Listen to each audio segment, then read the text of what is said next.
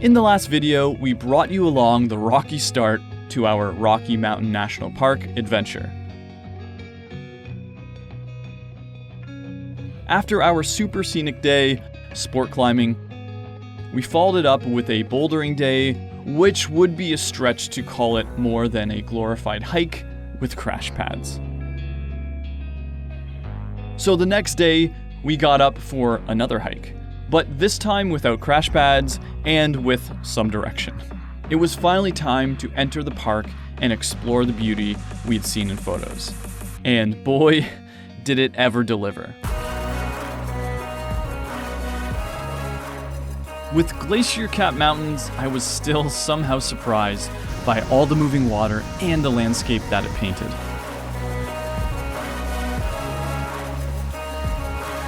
What do you think? I like it. And yes, I liked it too.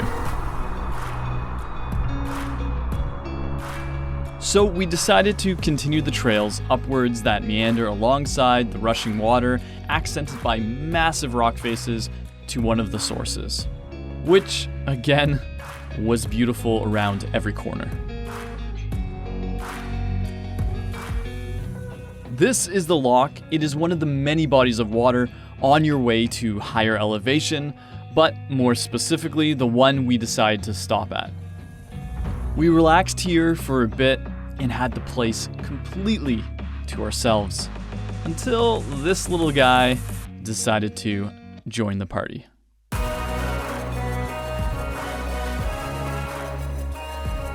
So after seeing some magnificent sights, wildlife, and burning who knows how many calories, we went back with the flow of the water to the bottom where we met this other buddy who was making dinner.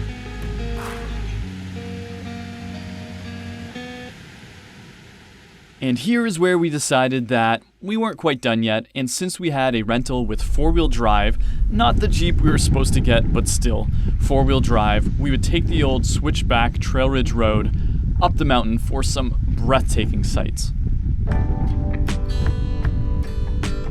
Reflecting on our last crazy road trip, we drove through some treacherous roads in our overloaded two-wheel drive Matrix. But there is absolutely no way it would have made it up here. And once you start this one-way trail, the only way off of it is up. So good thing we had this rental and didn't have to worry about destroying our faithful hatchback. Some of the switchback turns were pretty narrow and pretty eroded. With your eyes wanting to fixate on the horizon, it definitely made the haul upwards a little white-knuckling at times, but well worth the experience. Views on the way up, and even more so, views up on top.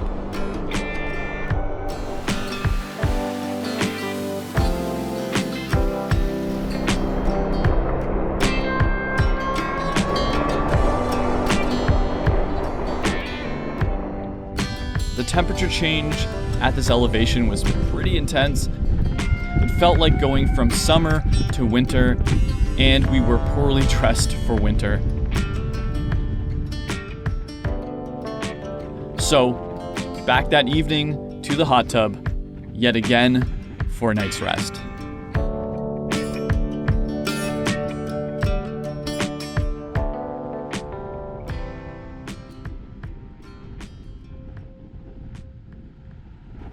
So having some familiarity with the park, some experience hiking, confidence in our uphill cardio, and having some level of acclimation to the elevation, we decided to take a stab at something. We still had the 2 crash pads we rented for our lackluster bouldering adventure, so we decided to do the 2.25-ish mile hike to Lower Chaos Canyon with pads strapped to our backs.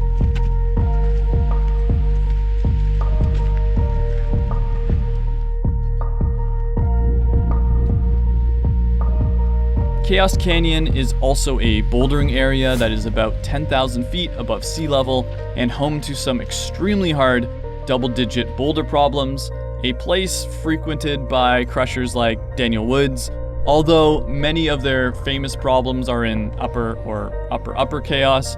Basically, This was not a place where hobby climbers like ourselves, with our skill level at that time, would typically hike to, especially to try some low-level single-digit boulder problems. But we did it anyhow. That's just how we roll. The approach was fairly rocky, and in some spots we had to leapfrog from rock to rock. Not sure if there was an easier path or some other trail, but this was the approach that we'd read about. It is hard to climb in an area you aren't familiar with. The geology and setting often creates unfamiliar styles of climbing. On this rock, holds were smaller than we were used to, and the color and texture of the rock made them much harder to see compared to our limestone holds at home. Even on this V1, I think, I felt like I had to try. And the top out was pretty heady, so seeing me struggle, Laura decided to sit out for a bit.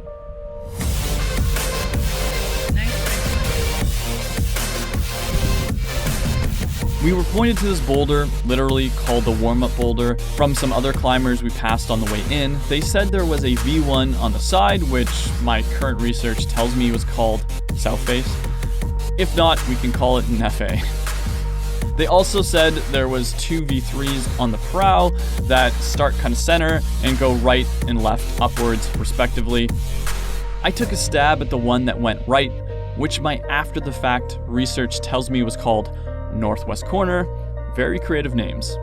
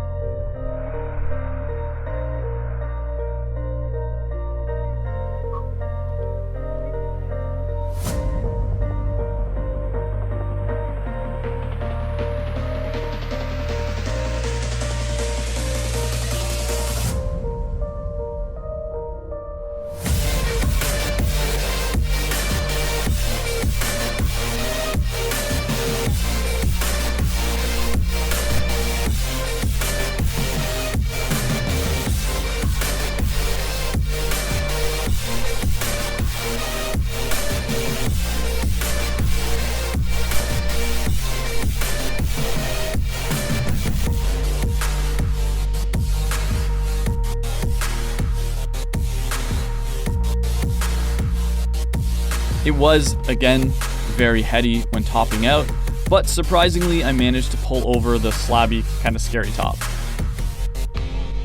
After, we went to a boulder just beyond the warm-up named the Potato Chip Boulder. Here, there was actually a bit of a crowd, and as someone who hadn't really ever filmed in front of people before and was not climbing anything to write home about, we put the cameras down. With that said, I did manage to top out a V1, a V3, and I think a V4, and they kind of felt easier than the V3 on the first boulder that I did. Not sure if that was just me getting warmed up, used to the rock, or the pressure of onlookers, but it was nice to actually tick off a few problems there. We spent the rest of our time here enjoying the spectacular sights, and after taking it all in, Laura decided that she wanted to climb something before her exit. So we joked about finding some V0 problems and starting the Rocky Mountain National Park V0 Club, which led us to this surprisingly fun line. Alrighty, here we go. You ready? Rocky Mountain National Park V0 Club. I'm the founder of the V0 Club. Alright, this beautiful line starts as low as you can here, and you traverse. Yeah. Look at that, double heel hook. Do it. Slopey. Come on. Nice. Yeah.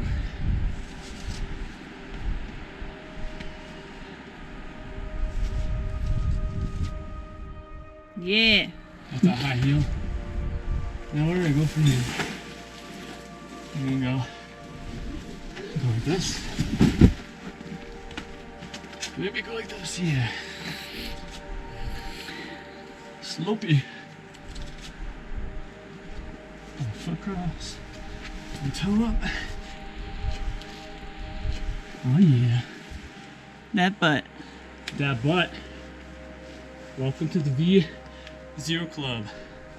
Laura followed behind shortly after, also topping out. And here's a photo for proof. So with that, we began the tiring descent down, still in awe of the day we had up there. And yet again, we retreated to the hot tub to recover. You can see why we were extremely frustrated when we thought we didn't get our room with the hot tub.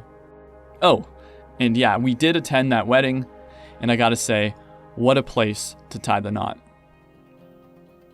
After the wedding, we stayed with family for a night before heading out on our last little adventure. We headed towards the Flatirons, and beyond them, to Eldorado Canyon. We don't have an abundance of crack climbing at home, and we definitely have zero experience either, so we met up with a guide to take us, crack climbing. After spending a good while talking about gear, placements, and technique, we followed a guide up a route that he led, this 5'8" named West Crack, also known as Star Wars. Laura climbed up behind him, while I waited to come up last. You're good. There you go. Nice.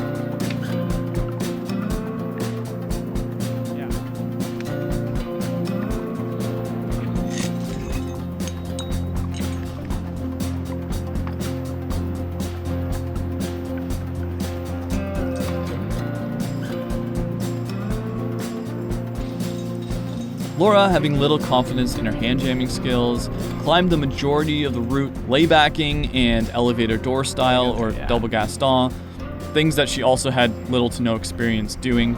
This meant that she had to rest on the rope a few times, but I'd say added at least 2 grades to the route. Nice. Classic.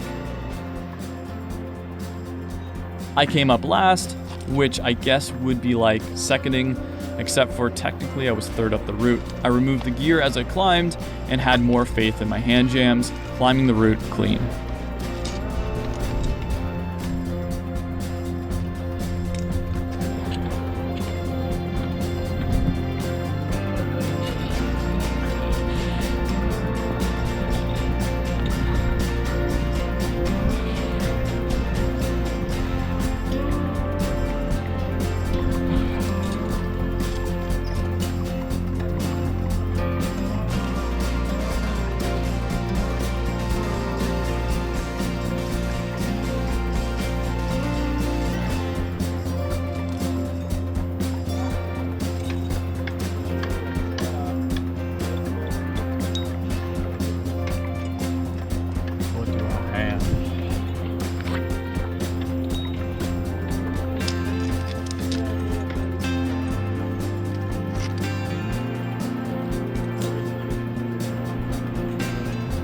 Grunt a little bit.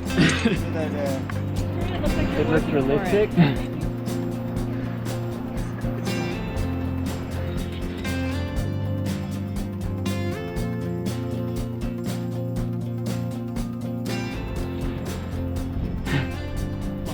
Yeah, awesome. He did it. This was honestly a crazy experience, Yeah. and our guide was fantastic as well. It was an amazing way to end the trip and end it literally on a high note.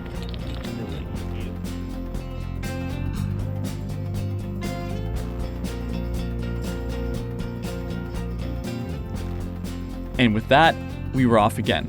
Another adventure that felt way too short, complete. We arrived home tired, longing for that hot tub, and already dreaming of our return. To this day, this trip remains a source of energy and feeling that we hope to one day tap into again. We hope to get back to some level of travel when we can, so if you like this video, give us a thumbs up and subscribe for the next adventure. Thanks for sticking around, take it easy, and peace out.